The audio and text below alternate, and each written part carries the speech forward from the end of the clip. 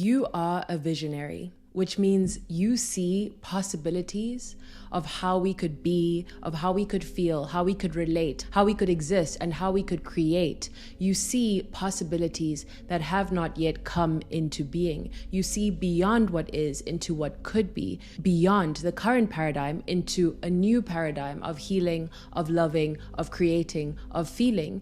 And it is so clear to you that everything about our world could be so different. Now, the gift of the visionary is not merely the vision, but it is the ability to hold a vision over a long period of time, not weeks, not months, but years, and to take inspired action in alignment with that vision. But in addition to the patience and perseverance required to do such a thing, to hold on to a vision, a possibility for many, many years, the visionary must also be able to hold the polarity of the pursuit of their vision. What does that mean? First of all, let's dive a little bit deeper on the patience before we get into the polarity. Patience, my love, is an abundant energy in the universe.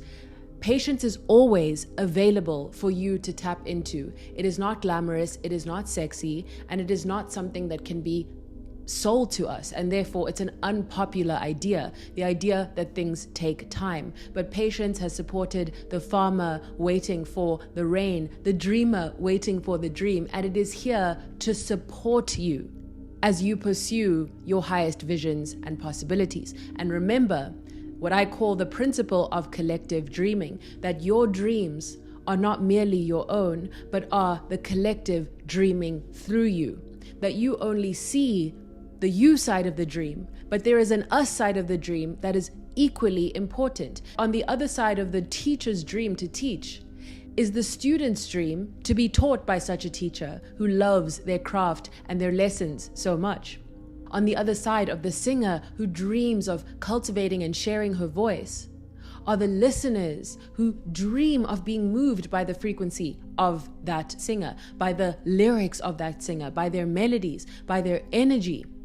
So we often only see the egoic, the self part of the dream, and we don't tap into how this is a collective dream dreaming through us, that we are here to make an offering. There's this beautiful quote by Rumi: "Whatever the ways of the world, what fruits do you bring?" Whatever the ways of the world, the crises, the suffering, the joy and the conflict, whatever is happening in the world, what fruits do you bring? Bringing us back into the notion that we are each here to make an offering.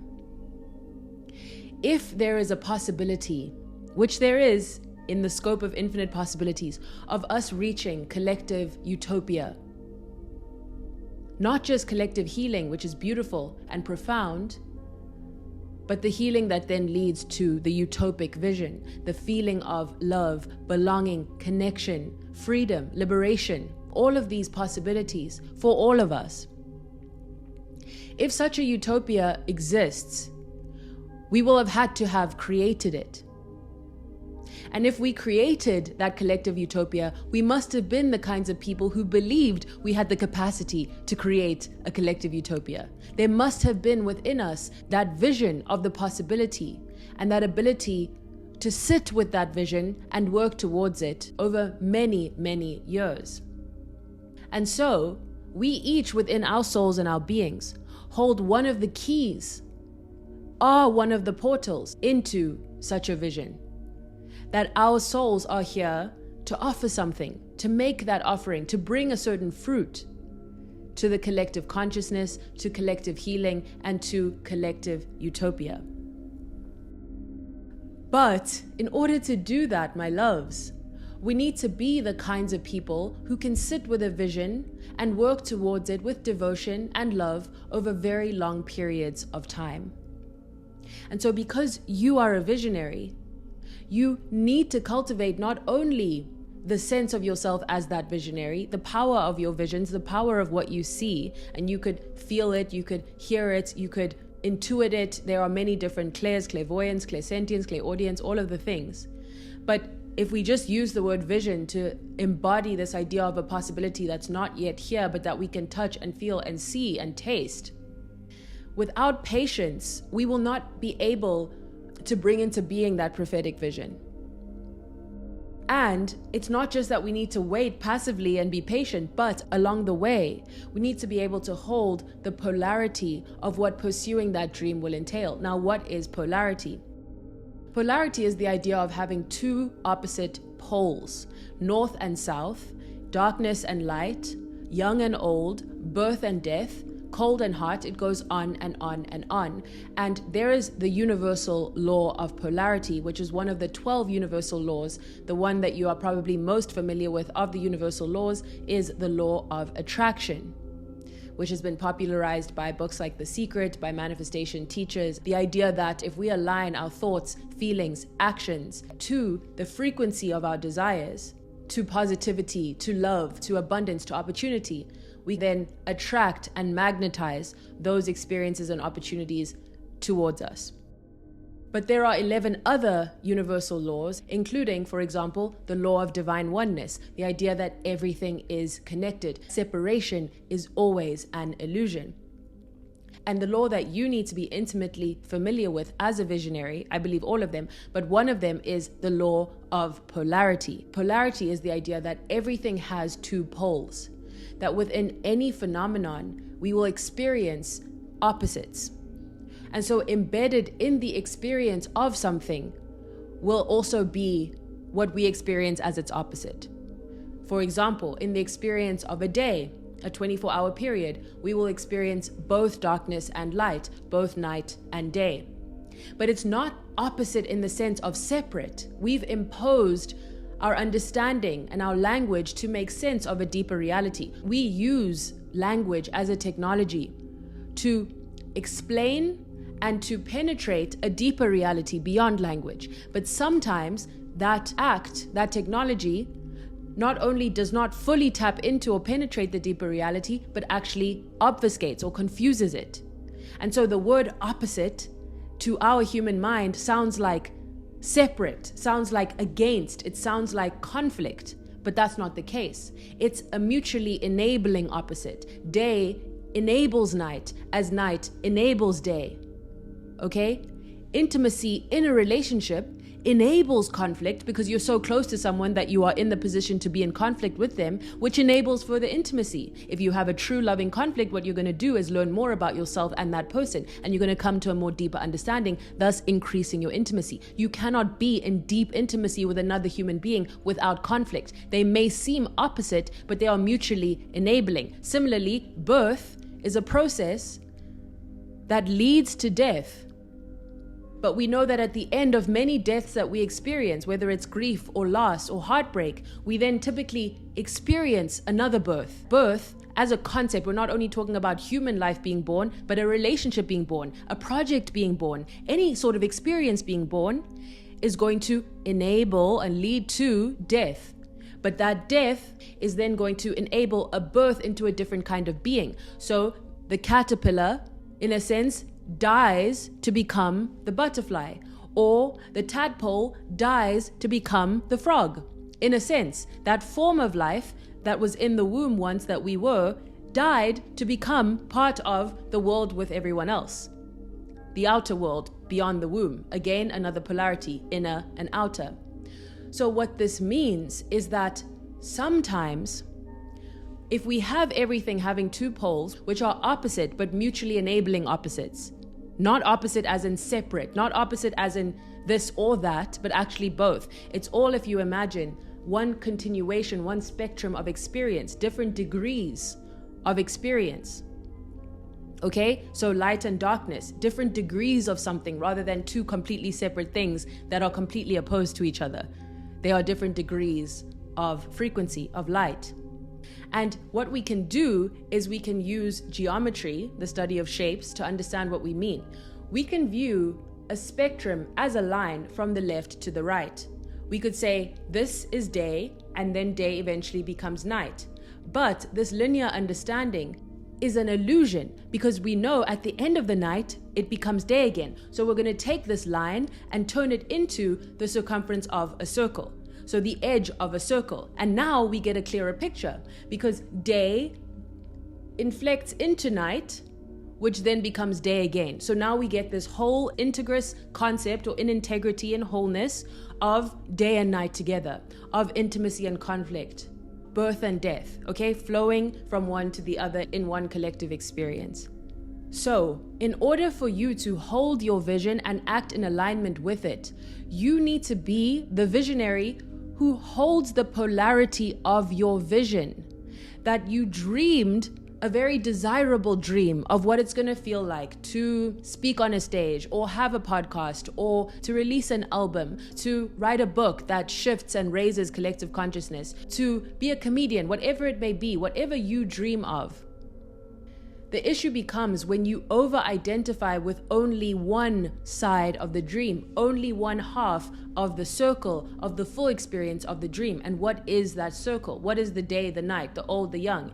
It is the dream and the resistance. There cannot be a dream without resistance, either internal or external or both. Why? Because then it wouldn't be a dream. I don't dream of pointing my finger at you because there's no resistance towards it. I don't have to dream it. Why would I dream it if I could just do it?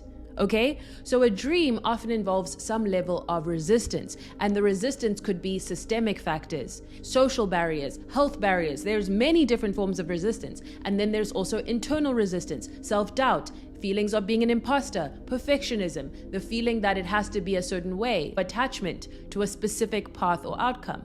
So we have all these different barriers. And without that resistance, I'm not saying that that makes the resistance justifiable. I'm not saying that's a good thing. I'm saying conceptually, embedded in the concept of a dream or desire is resistance. As in, there cannot be this thing we call a dream reality without there being resistance towards that reality, or it would simply just be our reality.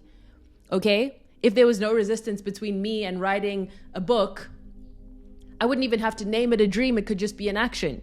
Okay? So dreams typically involve some level of resistance. We have to do actions that we may feel uncomfortable about, or we are literally socially, socioeconomically, racially precluded from the dream by the society we live in. So that is resistance. But similarly, there would be no dream without resistance, and there would be no resistance without the dream. So for example, I felt nervous before recording this episode.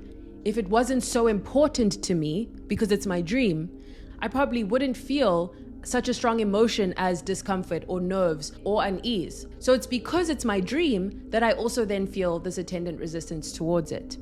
And sometimes what we do is when it comes to a relationship or a career or creative project, we overly identify with only the positive, quote unquote, aspects of that experience.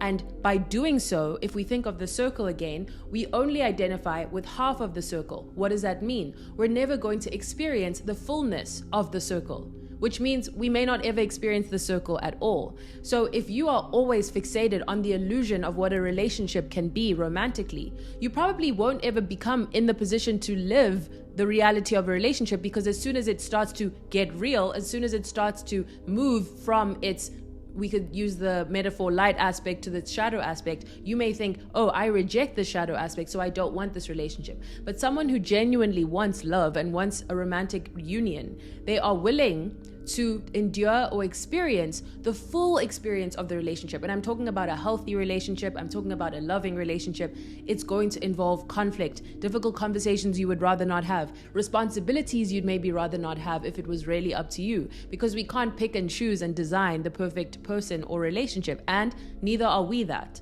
Right? Sometimes, again, this is why shadow work exists, because doing shadow work helps us reclaim and be in integrity with our whole selves and not reject, deny, or repress aspects of ourselves that we've been told are too shameful, or that we hold shame around, and so on and so forth, or that we've repressed.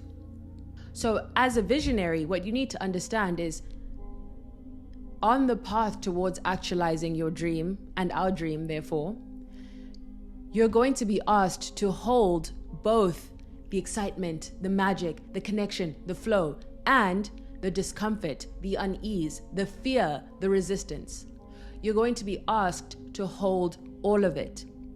And the people who will then ultimately be able to work on their dreams over a long period of time versus the people who are in the position to do that, because of course that is a huge privilege in and of itself, but do not work on their dreams, do not write the novel of their dreams, do not sing the voice of their dreams, and so on, even though they could.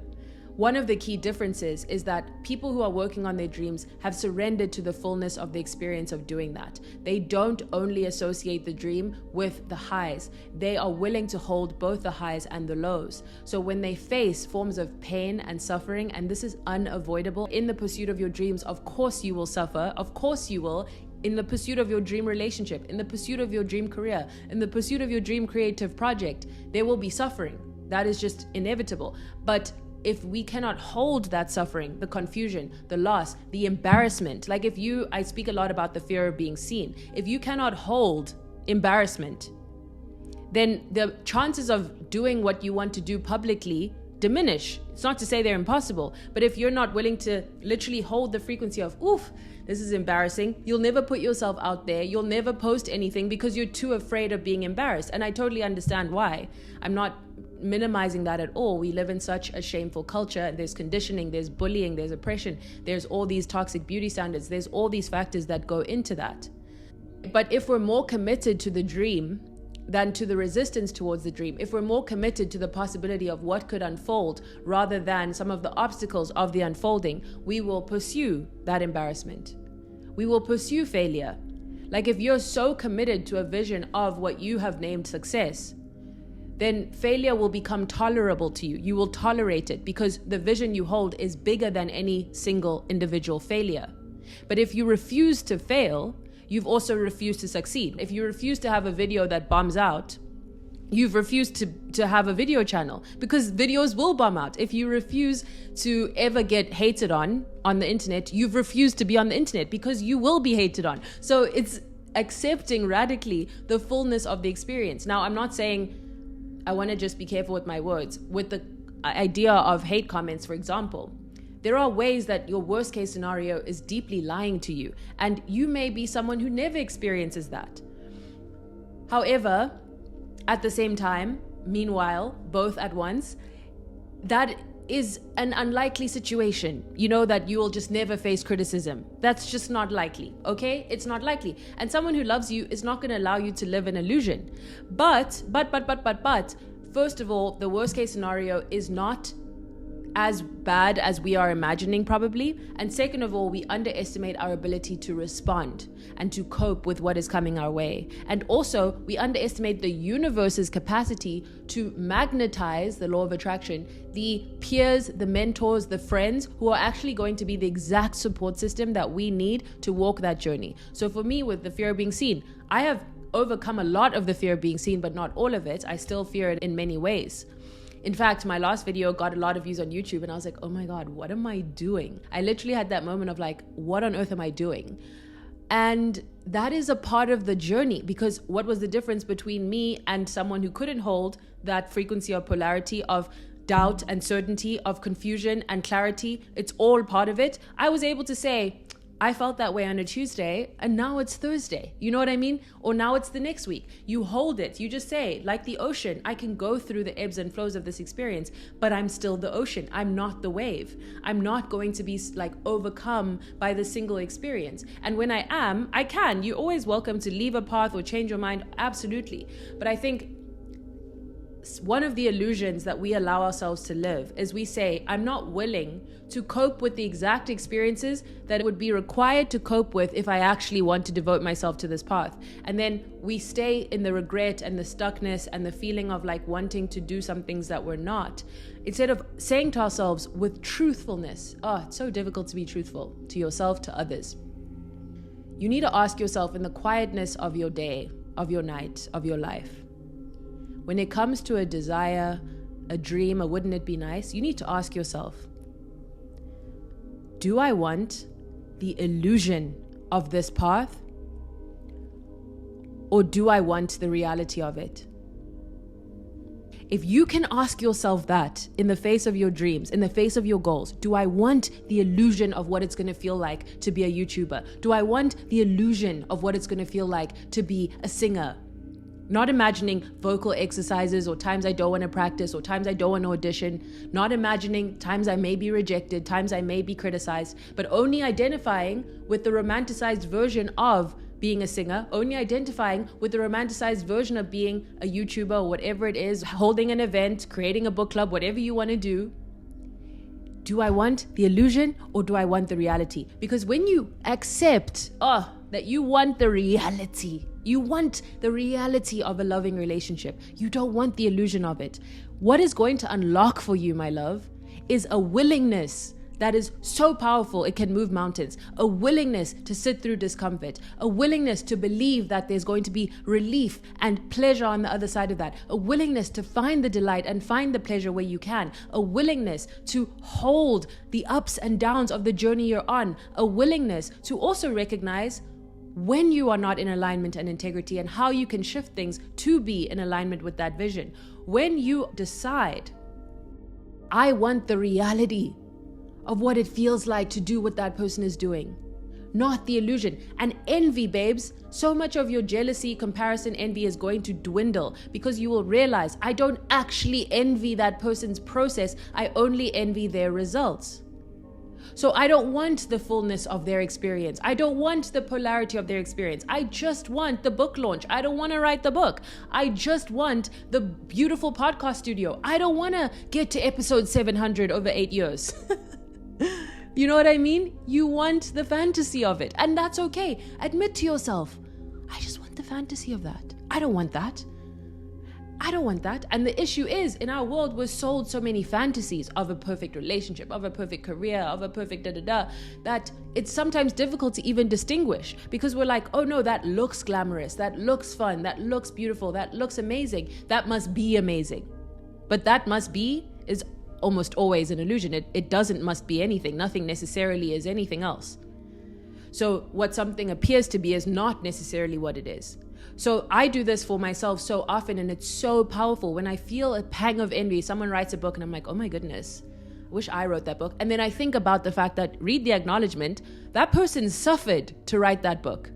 I'm not glorifying suffering. I'm talking about suffering in the spiritual sense of that it's unavoidable, that we will suffer. We are the beings that suffer, okay?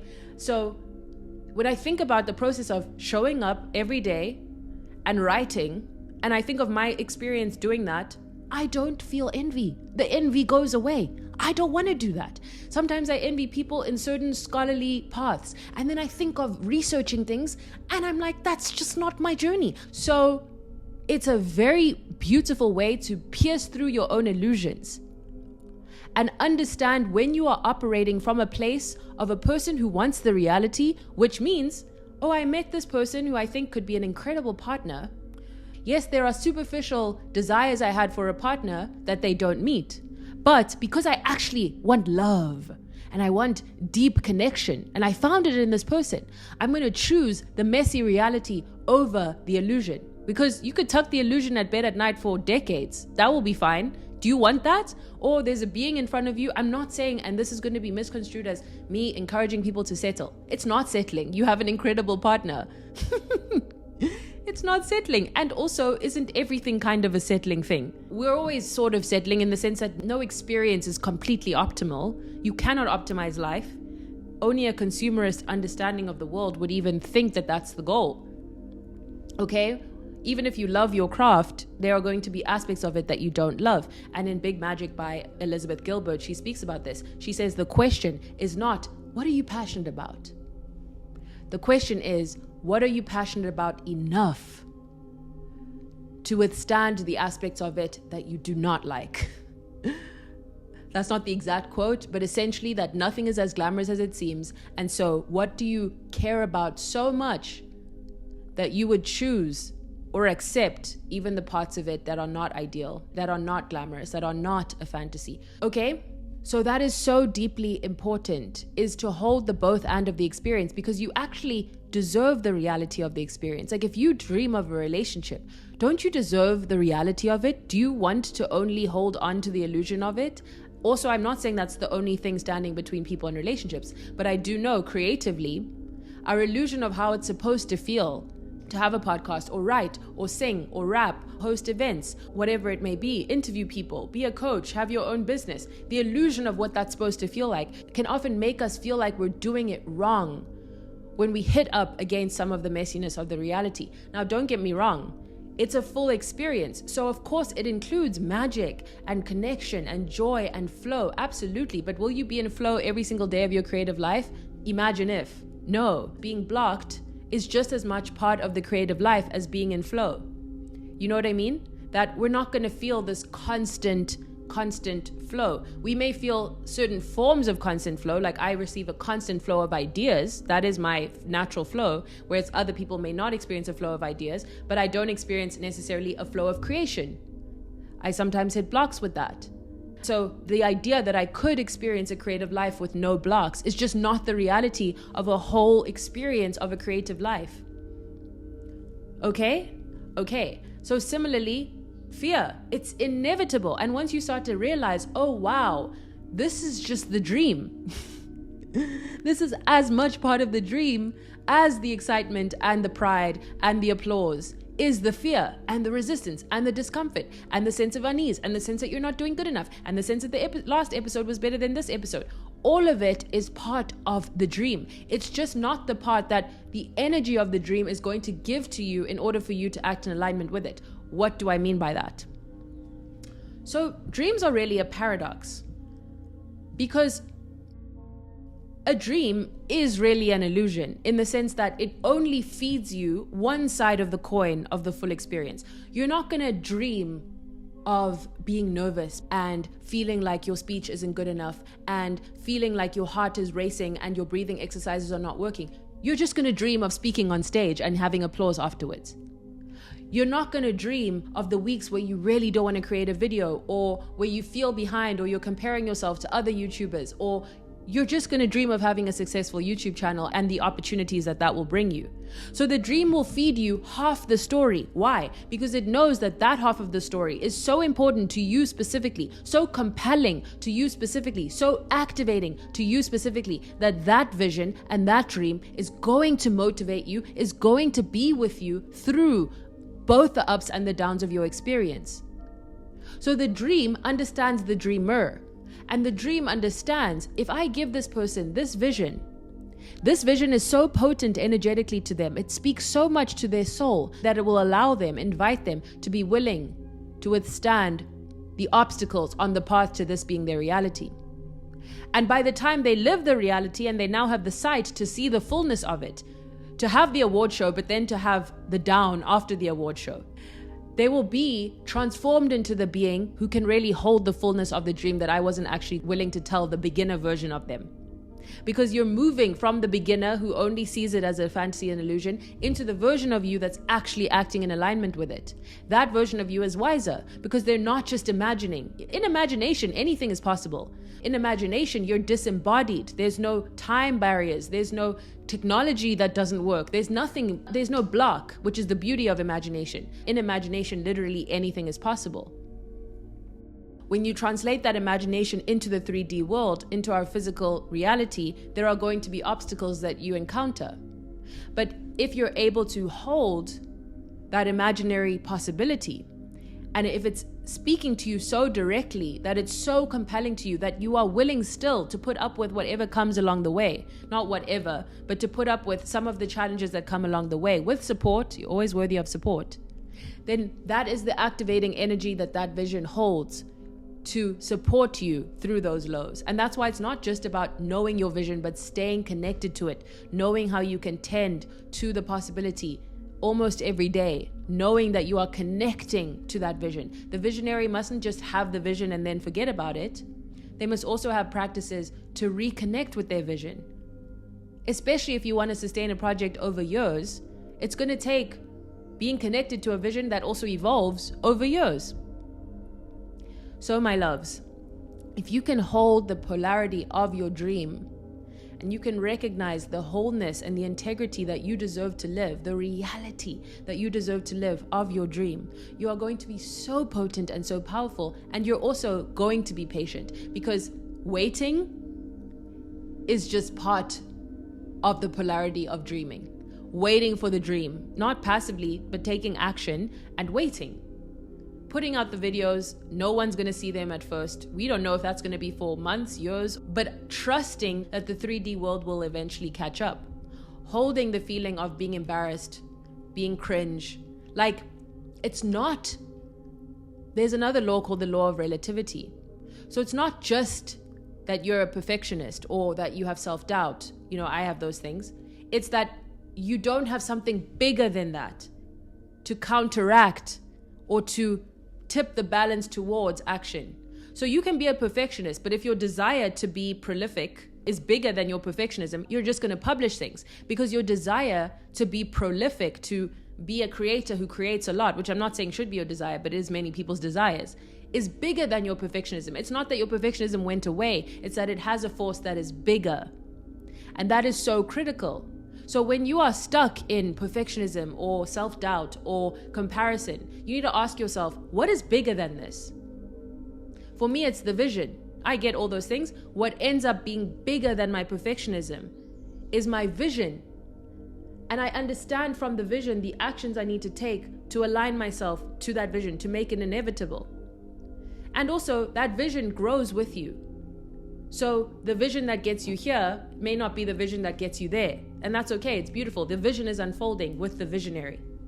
So my love, I hope that you will be patient, because we need you to be. We need to be so in alignment with our deepest and highest visions for ourselves and for each other.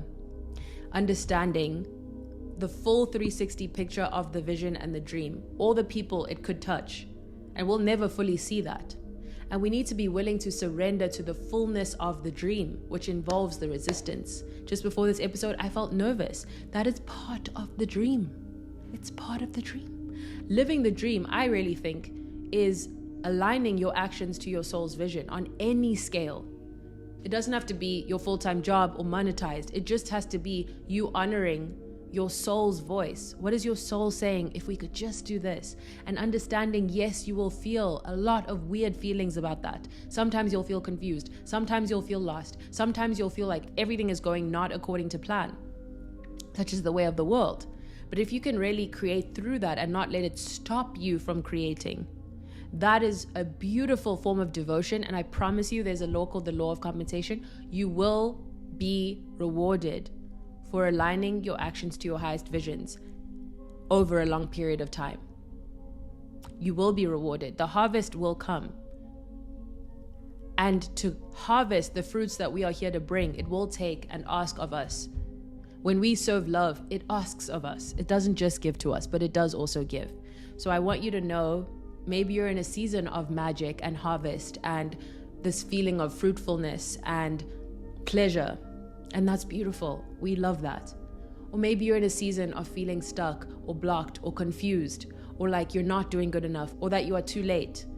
Please remember, this will ebb, this will flow. This is not the full story, but you deserve the full story. What that requires is you saying, we are in this, we are having a rough day today.